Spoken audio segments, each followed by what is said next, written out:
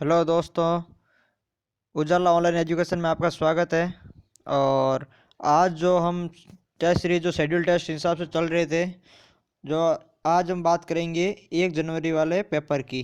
1 जनवरी वाले पेपर की top 50 question के बारे में बात करेंगे। और इसमें भी हमने साइंस के प्रश्न ऐड किए हैं, जैसे कि हमने बात की थी कि साइंस के प्रश्न ऐड हो जाएंगे, तो इसमें भी साइंस के प्रश्न ऐड किए गए हैं 10-15 प्रश्न। और बाकी के जो प्रश्न है वो 35 प्रश्न है, वो शेड्यूल के अनुसार है, जिसमें राजसमंद जिला दर्शन था और सवाई माधोपुर जिला दर्शन था। उसके बाद में फिर जो प्रजामंडल आंदोलन के संबंधित भी प्रश्न थे, कुछ किसान आंदोलन और प्रजामंडल आंदोलन से संबंधित। या जो उसके बाद में अगले वाला शेड्यूल में जो नारियों के बारे में संबंध था, मध्यकालीन और आधुनिक आधुनिक काल की स्वतंत्रता में राजस्थान में जो नारियों की भूमिकाओं के बारे में, कुछ महिलाओं के बारे में प्रश्न थे। तो आइए चर्चा करते हैं इस प्रश्न में। यदि आप चैनल पर पहली बार आए हो तो आप प्लीज़ चैनल को सब्सक्राइब जरूर कीजिए और साथ में बेल आइकन को दबाइए, ताकि आपको अगले वीडियो का नोटिफिकेशन मिल जाए। और वीडियो को लाइक जरूर कीजिए। तो चलिए शुरू करते हैं। प्रश्न नंबर 1, जल्दी से आंसर दीजिए। श्रीनाथ जी का मंदिर किस संप्रदाय से संबंधित है? श्रीनाथ जी का मंदिर किस संप्रदाय से संबंधित है? जल्दी से आंसर दीजिए। किस संप्रदाय से संबंधित है? तो ये श्रीनाथ जी का मंदिर, अभी हमने जैसे बात की थी कि राजसमंद जिले में स्थित है। सिहाड़ गांव में ये राजसमंद जिले के स्थित है। और ये श्रीनाथ जी का मंदिर नाथ द्वारा में, अब नाथ द्वारा में किस संप्रदाय से संबंधित है? तो नाथ द्वारा है वो वल्लभ संप्रदाय से संबंधित है। पुष्टि मार्गीय संप्रदाय वैष्णवों का प्रमुख तीर्थ है। तो जो वल्लभ संप्रदाय से संबंधित ये है। प्रश्न नंबर 2 है, वल्लभ संप्रदाय की प्रमुख पीठ है। वल्लभ संप्रदाय की प्रमुख पीठ कौन सी है? प्रश्न नंबर 2 जल्दी से आंसर दीजिए। कौन सी है? कौन सी? कांकरोली है। मैं आपको ऑप्शन भी दे देता हूँ, कांकरोली, ओनुआस और श्रीनाथ जी। तो वल्लभ संप्रदाय की सही आंसर है इसका नाथ द्वारा। प्रश्न नंबर 2 का सही आंसर है वल्लभ संप्रदाय की जो प्रमुख पीठ है वो है नाथ द्वारा। और प्रश्न नंबर 3 पे बात करते हैं। प्रश्न नंबर 3, बनास नदी का उद्गम कहाँ से होता है? बनास नदी का उद्गम कहाँ से होता है? जल्दी से आंसर दीजिए। राजसमंद में होता है, तो राजसमंद में किस जगह से बनास नदी का उद्गम होता है? जल्दी से आंसर दीजिए।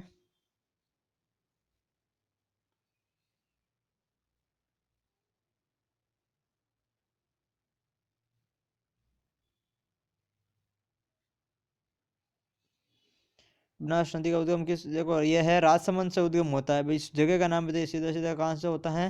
और रही बात अगर अगर हम राजसमंद की बात करें, तो राजसमंद जिला किस जिले से अलग होकर बनाया गया है? तो राजसमंद जिला अलवर सॉरी उदयपुर से अलग करके बनाया गया है, जिसमें भीम, देवगढ़, रेल मगरा और राजसमंद, इन सब को उदयपुर से अलग किया और एक राजसमंद जिला बनाया था। कब बनाया था जिला? 10 अप्रैल 1991 को बनाया गया था ये जिला। ज- हमने पिछले वीडियो में जो याद किया था, BDR, बारह, दौसा और राजसमंद। तो 10 अप्रैल 1991 को राजसमंद को जिला बनाया गया था। तो प्रश्न नंबर 3 का सही आंसर है बनास नदी का उद्गम कहाँ से होता है? तो बनास नदी का उद्गम होता है खमनोर से। खमनोर से बनास नदी का उद्गम होता है। प्रश्न नंबर 4, पीपलाद माता का मंदिर कहाँ स्थित है? पीपलाद माता का मंदिर है वो कहाँ स्थित है? जल्दी से बताइए। ये पीपलाद माता का मंदिर है मेवाड़ के गुहिल सम्राट अल्लट के शासनकाल में निर्मित हुआ था। लगभग शायद 10वीं शताब्दी के आसपास ये निर्मित हुआ था, गुहिल सम्राट अल्लट के राज्यकाल में लगभग। पीपलाद माता का मंदिर, तो ये मंदिर कहाँ पर स्थित है? इसका सही आंसर है ऊनवास गांव, हल्दी घाटी। ऊनवास ऊनवास गांव, हल्दी घाटी, राजसमंद में। प्रश्न नंबर 5, मेवाड़ की संकटकालीन राजधानी है। मेवाड़ की संकटकालीन राजधानी कौन सी है? तो प्रश्न नंबर 5 में जल्दी से आंसर दीजिए। मेवाड़ की संकटकालीन राजधानी।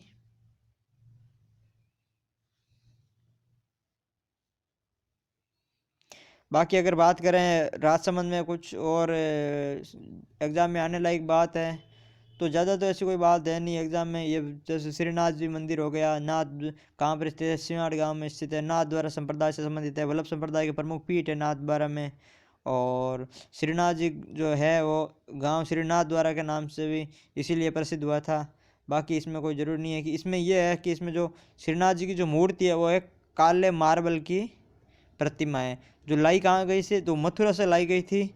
उस समय जब वो औरंगजेब के समय महाराणा राज सिंह था उसके काल में निर्मित हुई थी, जब वो सारी मूर्ति को तोड़ रहा था, नष्ट कर रहा था, तो वहाँ से बचाकर ये लाई गई थी। और यहाँ पर सिंहाड़ गांव में इसको नाथ द्वारा यहाँ पर श्रीनाथ जी की स्थापित कर दी गई थी, उसके नाम से बाद में नाथ द्वारा यह कहलाने लगा था, जो मथुरा से लाई गई थी।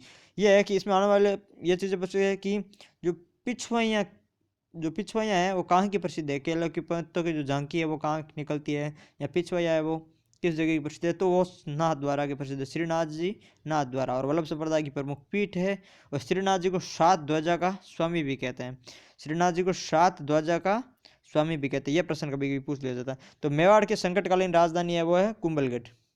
कुंभलगढ़ दुर्ग है राजसमंद में, उसको मेवाड़ की संकटकालीन राजधानी भी कहा जाता है।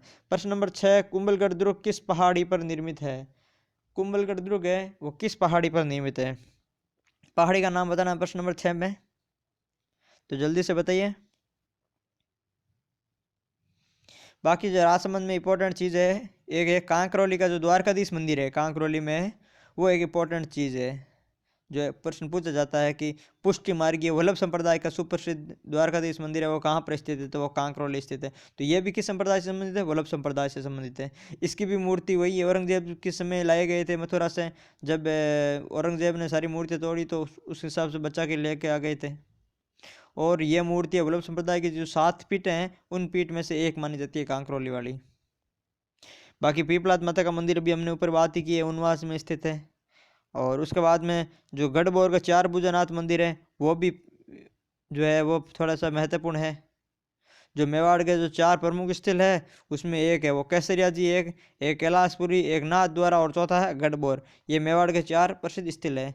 तो गढ़बोर का 4 भुजानाथ मंदिर है वो फेमस मंदिर है। तो इसके बारे में पूछा जा सकता है कि और इसका निर्माण महाराणा मोकल ने करवाया था। ठीक है। और महाराणा मोकल ने एक और समधी शहर जो समधिएश्वर का मंदिर है, समधिएश्वर का मंदिर, उसका पुनर्निर्माण करवाया था। उसका निर्माण राजा जो परमार भोज ने करवाया था, उसका 1428 में पुनर्निर्माण मोकल ने करवाया था।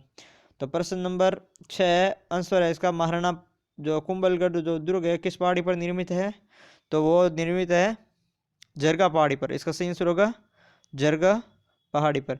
प्रश्न नंबर 7 है हल्दी घाटी को मेवाड़ की थर्मोपली किसने कहा? हल्दी घाटी को मेवाड़ की थर्मोपली, हल्दी घाटी युद्ध को किसने कहा था?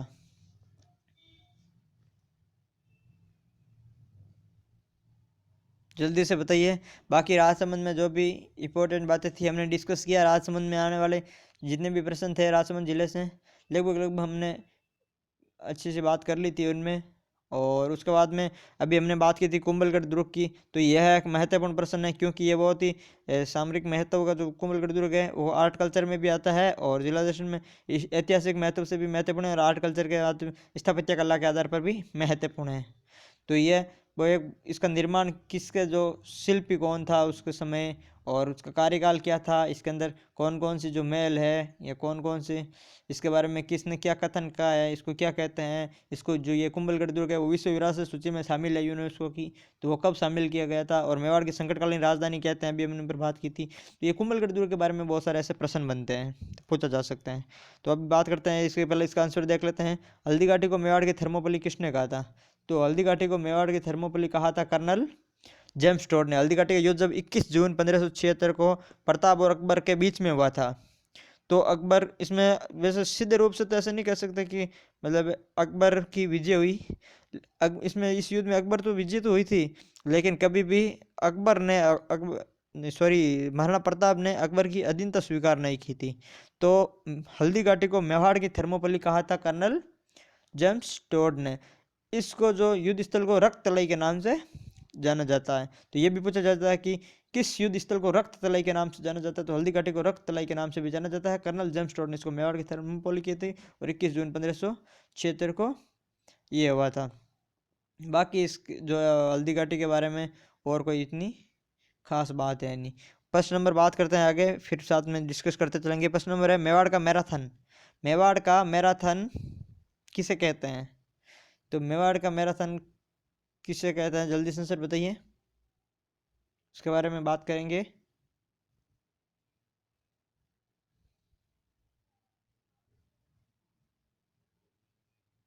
तो इसका सही आंसर है दिवेर। मेवाड़ मेवाड़ का मैराथन है वो दिवेर के युद्ध को कहते हैं, जो हुआ था 1582 में। दिवेर हुआ था 1582 में हुआ था और विजयदशमी के दिन हुआ था। तो दिवेर कहाँ है? तो दिवेर है कुंभलगढ़ के आसपास में ही है। और जो इसमें महाराणा प्रताप ने छापामार युद्ध पद्धति से मुगलों के जो अभियान है उनको जो असफल किया था या उनको हराया था। 1582 में हुआ था, दिवेर का युद्ध हुआ था, इसलिए इसको कर्नल जेम्स टोड ने मेवाड़ का मैराथन कहा था। टोड ने हल्दी घाटी को तो मेवाड़ की थर्मोपोली कहा था और दिवेर को मेवाड़ का मैराथन कहा था। कहने वाला दोनों ही कर्नल टोड है और ये विजयदशमी को दिन हुआ था। बात करते हैं प्रश्न नंबर 9 की। मेवाड़ मारवाड़ को जोड़ने वाले दर्रे हैं। जल्दी से आंसर दीजिए। प्रश्न नंबर 9, मेवाड़ मारवाड़ को जोड़ने वाले दर्रे।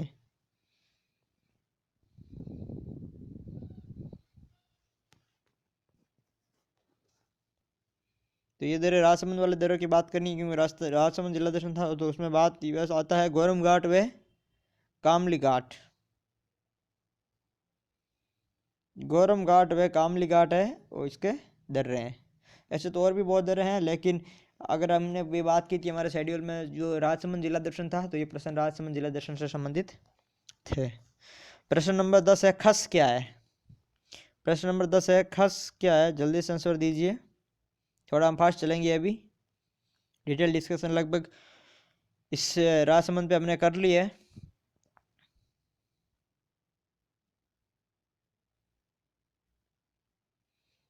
राजसमंद दुर्ग को, जो कुंभलगढ़ दुर्ग है, उसको 21 जून 2013 को यूनेस्को ने विश्व विरासत सूची में शामिल किया गया था। और कवि राजा श्यामल दास है, उसने वीर विनोद में इसको चित्तौड़गढ़ दुर्ग के बारे में, इसको मतलब कुंभलगढ़ दुर्ग के बारे में कहा था कि चित्तौड़गढ़ दुर्ग के बाद में राजस्थान का सबसे महत्वपूर्ण दुर्ग है कुंभलगढ़ दुर्ग, उन्होंने कहा। और इसमें जहाँ पर जो कुंभा का निवास स्थान है या मेवाड़ की आँख कहते हैं उसको, कौन था वो?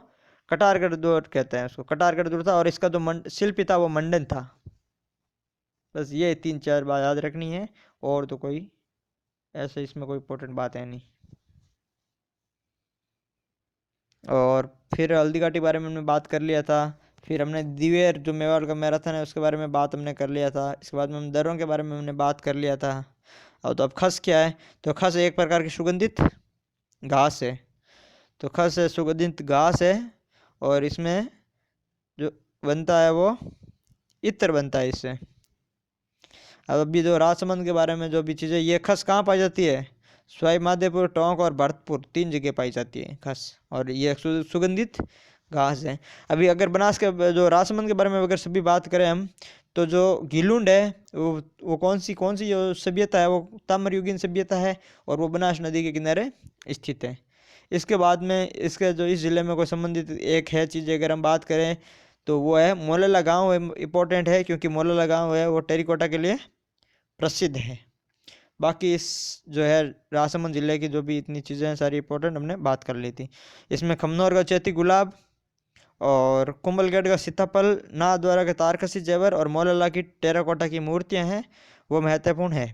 प्रश्न नंबर 11। प्रश्न नंबर 11 पे बात करते हैं। भगवान शिव का 12वां एवं अंतिम ज्योतिर्लिंग कहाँ स्थित है? भगवान शिव का 12वां एवं अंतिम ज्योतिर्लिंग कहाँ स्थित है? उसके बारे में बताना है। तो जल्दी से आंसर बताइए। भगवान शिव का 12वां एवं अंतिम ज्योतिर्लिंग कहाँ स्थित है? अब डिटेल डिस्कशन बाद में करेंगे, पहले इसका सारा आंसर सीरीज टेस्ट सीरीज कर लेते हैं। क्योंकि पिछला जो शेड्यूल था उसमें हमने बात की थी कि भाई कमेंट कर देना अगर डिटेल डिस्कशन करवाना है तो डिटेल डिस्कशन कर लेंगे। तो इसमें कुछ लोगों ने कहा था कि डिटेल डिस्कशन करना है सर, और कुछ कह रहे हैं कि सिर्फ पेपर ही करवाना है। तो अगर सिर्फ पेपर ही की बात करते हैं तो हम बात करते हैं इसका सही आंसर 11वें का जो सही आंसर है वो है घुश्मेश्वर महादेव शिवाड़। घुश्मेश्वर महादेव शिवाड़। प्रश्न नंबर 12, रामेश्वर का मंदिर किन नदियों के संगम पर स्थित है? रामेश्वरम का मंदिर है जो किन नदियों के संगम पर स्थित है? ये खंडार में है और जो नदियों के संगम पर स्थित है। और रामेश्वरम का मंदिर है वो कार्तिक पूर्णिमा को, जिस दिन पुष्कर मेला बढ़ता है, जिस दिन श्री कोलायत मेला बढ़ता है, उसी दिन ये रामेश्वर मेला बढ़ता है कार्तिक पूर्णिमा को। तो ये चंबल, बनास व सीप नदी पर स्थित है। चंबल बनास और सीप नदी के संगम पर स्थित है। प्रश्न नंबर 13, राजस्थान में सर्वाधिक नहरी सिंचाई वाला जिला। राजस्थान में सर्वाधिक नहरी सिंचाई वाला जिला कौन सा है? जल्दी से आंसर दीजिए।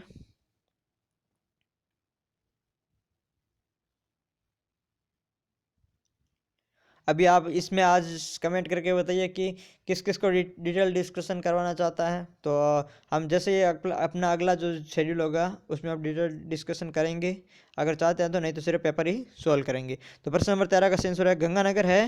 वो सर्वाधिक नहरी सिंचाई वाला जिला की बात कर रहे हैं। सर्वाधिक अगर नहरी सिंचाई जिले की बात करें तो गंगानगर है। सर्वाधिक जो नलकूपों से बात करें तो वो है जयपुर। सर्वाधिक तालाबों से सिंचाई की बात करें तो वो है भीलवाड़ा। और सर्वाधिक झीलों द्वारा सिंचाई की बात करें तो वो है उदयपुर। और प्रश्न नंबर 14, एशिया का सबसे बड़ा यांत्रिक कृषि फार्म कौन सा है? एशिया का सबसे बड़ा यांत्रिक कृषि फार्म है। प्रश्न नंबर 14 का जल्दी से आंसर दीजिए।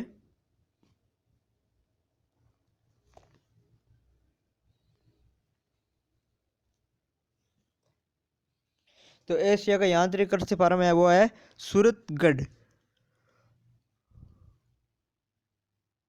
सूरतगढ़ गंगानगर, जहाँ पर ये भाटिया आश्रम की जो टेस्ट सीरीज चलती है, ये भाटिया आश्रम जहाँ स्थित है, ये अभी जो पेपर आप कर रहे हो वो भाटिया आश्रम सूरतगढ़ में स्थित है। तो ये जो एशिया का सबसे बड़ा यांत्रिक कृषि फार्म है वो यहीं स्थित है। 1956 में इसकी स्थापना की गई थी और ये कनाडा के सहायता से चल रहा है।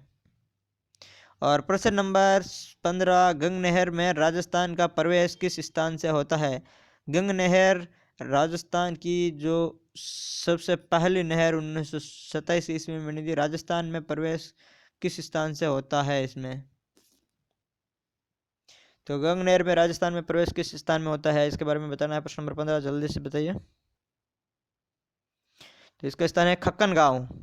इसका खक्का या खक्कन गांव खक्कन गांव या खक्का गांव भी बोलते हैं, इंग्लिश में खक्कन भी हो जाता है वो। और प्रश्न नंबर जो 16 है, राजस्थान का उत्तरी छोर कौन सा है? राजस्थान का उत्तरी छोर कौन सा है? जल्दी से आंसर दीजिए 16 का। जैसे जैसे ये राजस्थान है,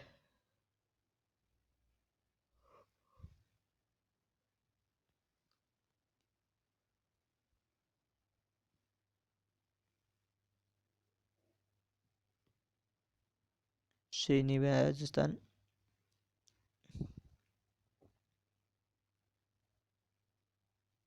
ये राजस्थान है। तो ये जो सबसे उत्तरी छोर पे जो कौन सा स्थान है, गांव है। दक्षिणी छोर पे और पूर्व और पश्चिम, इन चारों सौ जो छोर पे कौन कौन से गांव स्थित है उसके बारे में बात करनी है। तो इसने उत्तरी छोर पूछा है। तो जो कोणा गांव है वो स्थित है। इसका सही आंसर होगा कोणा गांव। तो इसका सही आंसर है कोणा गांव। प्रश्न नंबर 17 है, कपास शोध संस्थान कहाँ स्थित है? कपास शोध संस्थान है वो कहाँ पर स्थित है? जल्दी से बताइए।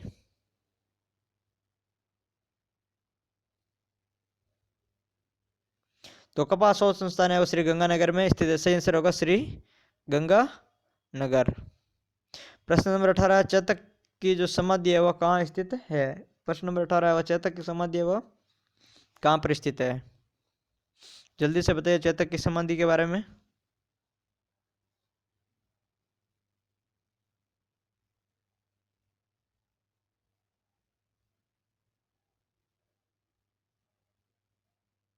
तो इसका सही आंसर है बलीचा।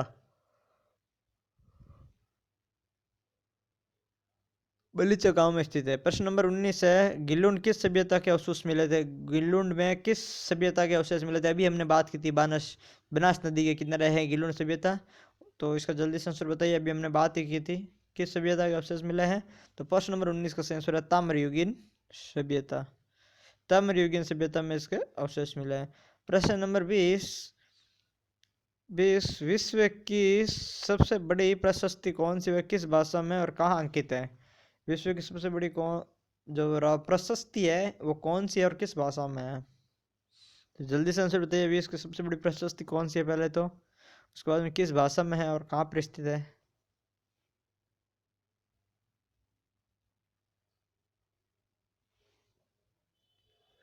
विश्व की सबसे बड़ी प्रशस्ति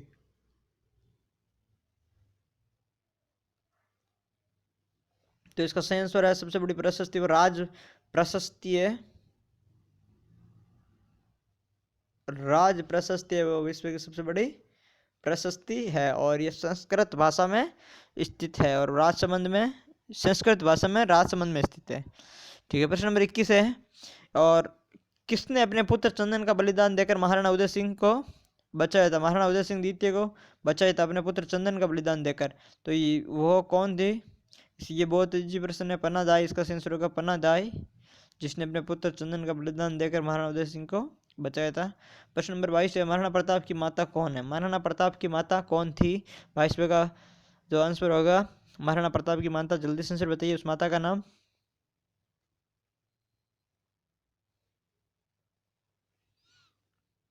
तो महाराणा प्रताप की माता है जयवंता बाई। जयवंता बाई इसका सही आंसर होगा।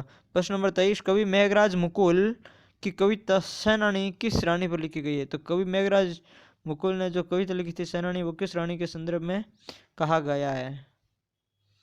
तो कवि मेघराज मुकुल की जो कविता है सेनानी वो उस जो चुंडावंत रानी हाड़ा रानी सलह कंवर है, ये सहल कंवर है, उसके लिए लिखी गई थी और उस पर लिखी गई थी। और जोधपुर की नूर जहाँ किसे कहा गया है? जोधपुर की नूर जहाँ किसे कहा जाता है? तो इसका जल्दी से आंसर बताइए 24वें का। जोधपुर की नूर जहाँ किसे कहा जाता है? और 25वें का भी बताइए। बेगम मरियम उजियानी है वो किस नाम से लिए कौन प्रसिद्ध है? बेगम मरियम उजमानी है वो उस नाम से कौन प्रसिद्ध है? तो प्रश्न नंबर जो है नूर जहाँ है वो विजय सिंह की पासवान गुलाब राय है। विजय सिंह, महाराजा विजय सिंह की पासवान है वो गुलाब राय है, जोधपुर की नूरजहाँ। और प्रश्न नंबर 25 बेगम मरियम उजमानी है वो उसका किस नाम से प्रसिद्ध है? तो वो है इसका सही नाम है जोधाबाई। और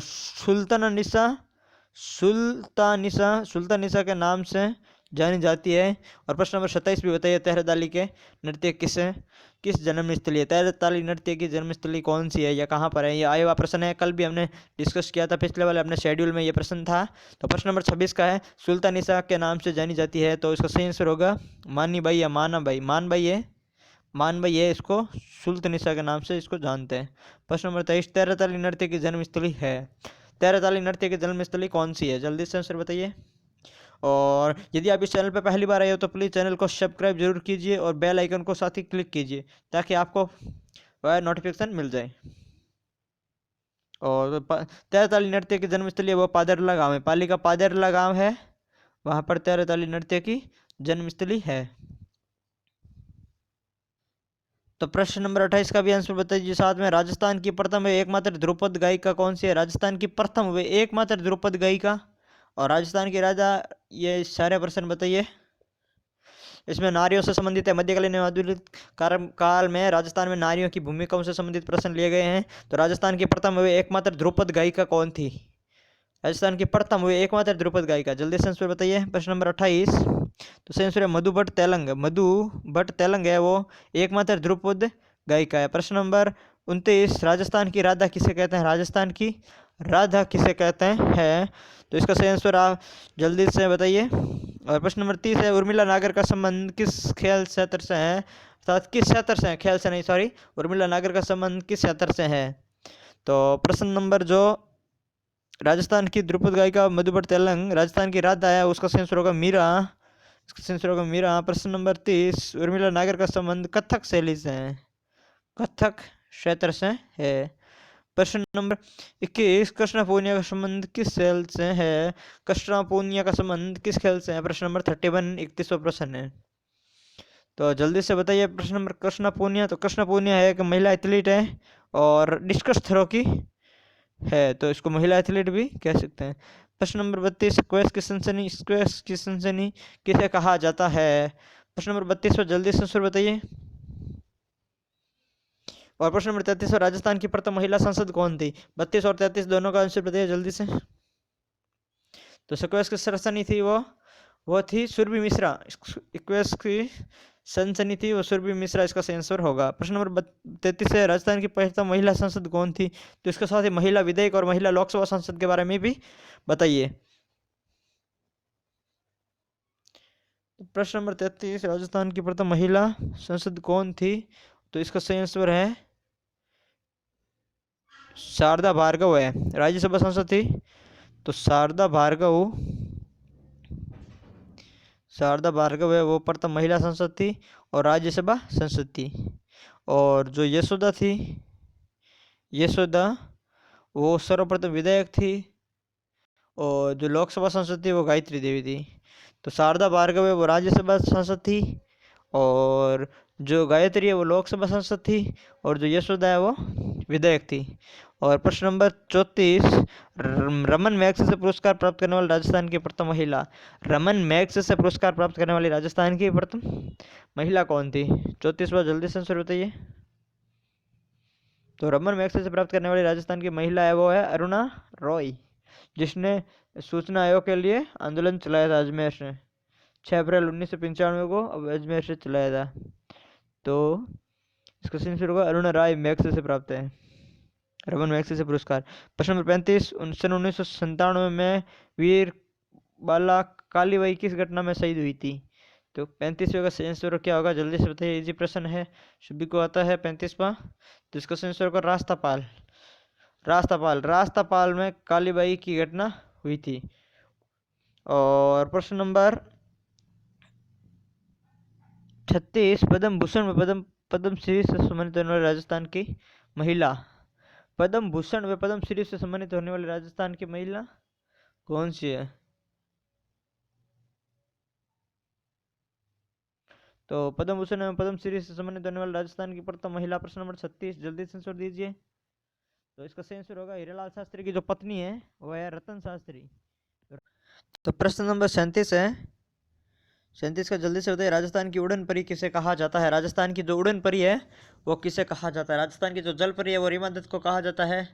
तो उड़न परी के बारे में जल्दी से आंसर बताइए, राजस्थान की उड़न परी किसे कहा जाता है? और देश की प्रथम फट चितरी महिला भी बता दीजिए। 37 और 38 है, जल्दी से आंसर बताइए। तो उड़न परी है वो राजस्थान की उड़न परी किसे कहा जाता है? जल परी रीमा दत्त को कहा जाता है। तो उड़न परी है राजस्थान की, उसका सही आंसर हमीदा बानो, हमीदा बानो को उड़न परी कहा जाता है। और प्रश्न नंबर 38, देश की प्रथम जो है पटचितरी महिला कौन सी? देश की प्रथम पटचितरी महिला है के बारे में बात की है तो कौन सी है? और प्रश्न नंबर 39, मुश्तरबाई का संबंध किस कला से है? तो प्रश्न नंबर 38 है जो पटचितरी महिला, उसका सही आंसर है श्रीमती पार्वती जोशी। श्रीमती पार्वती जोशी है वो देश की प्रथम फटचितरी महिला है। प्रश्न नंबर 39, मुश्तरबाई का संबंध किस कला से है? मुश्तरबाई का संबंध है वो किस कला से है? तो जल्दी से प्रश्न नंबर 39 का आंसर दीजिए। प्रश्न नंबर 40 है, श्रीमद् भागवत गीता का ब्रज भाषा में अनुवाद किसने किया? श्रीमद् भागवत गीता का ब्रज भाषा में जो अनुवाद किया वो किसने किया था? 40वां। लेकिन प्रश्न नंबर 39 का जल्दी से आंसर दीजिए, मुश्तरबाई का संबंध किस कला से संबंधित है? तो इसका सही आंसर होगा नौटंकी कला से। प्रश्न नंबर 39 है नौटंकी कला से। और प्रश्न नंबर 40 है, श्रीमद् भागवत गीता का ब्रज भाषा में अनुवाद किसने किया था?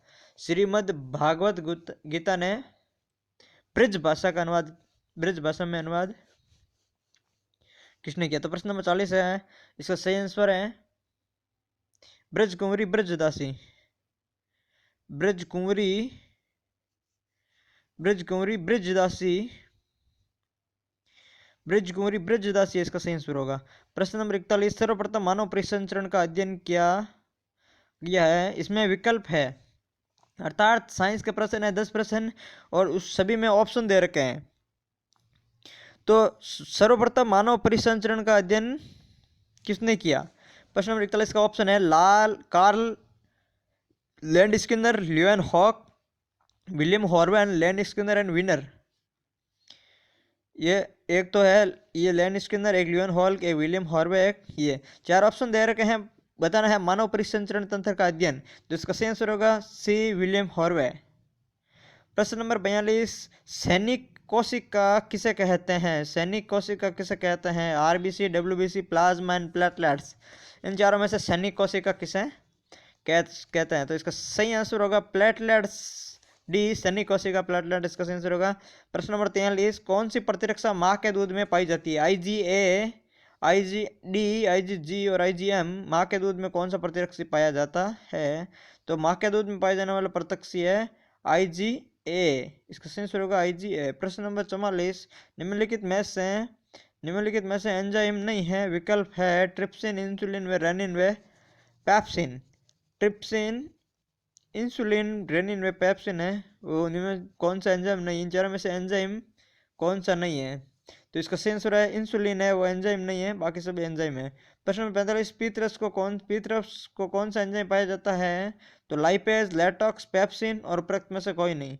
पीतरस में कौन सा एंजाइम पाया जाता है, जल्दी से बताइए। तो इसका सही आंसर होगा उपरोक्त में से कोई नहीं, कोई भी एंजाइम नहीं पाया जाता। प्रश्न नंबर 46, मानव शरीर का कठोरतम भाग है? मैंडिबल, हाइड, इनमेल और फियर।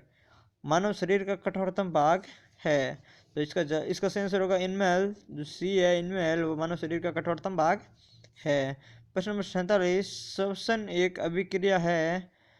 तो इसके विकल्प है उसमें सोसी, इसमें सोफी, रोदी और अपियन। तो श्वसन एक जो है अभिक्रिया है, उसका सही आंसर क्या होगा? तो इसका सही आंसर होगा उसमें सेपी बी। प्रश्न नंबर 48, श्वसन वर्णक किसे कहते हैं? ग्लूकोज, आरबीसी, ऑक्सीजन व हीमोग्लोबिन। तो इसमें चार में से श्वसन वर्णक किसे कहते हैं? श्वसन वर्णक कौन सा होगा? तो इसका सही आंसर होगा श्वसन वर्णक हीमोग्लोबिन। हीमोग्लोबिन है उसको श्वसन वर्णक कहा गया। प्रश्न नंबर 49, फेफड़ों की क्रियात्मक इकाई है? नेफ्रॉन, कोशिका, एल्यूवेली और न्यूरॉन। तो फेफड़ों की क्रियात्मक इकाई है, इसका सही आंसर है एल्यूवेल्यूसी। और जो है नेफ्रॉन है वो किडनी की क्रियात्मक इकाई है। या उत्सर्जन तंत्र की क्रियात्मक संचलन इकाई की बात करें तो वो भी नेफ्रॉन होगी, लेकिन जो एल्यूवेली है वो फेफड़ों की क्रियात्मक इकाई है। प्रश्न नंबर 50 में अंतिम प्रश्न है आज का, मांसपेशियों का अध्ययन कहलाता है?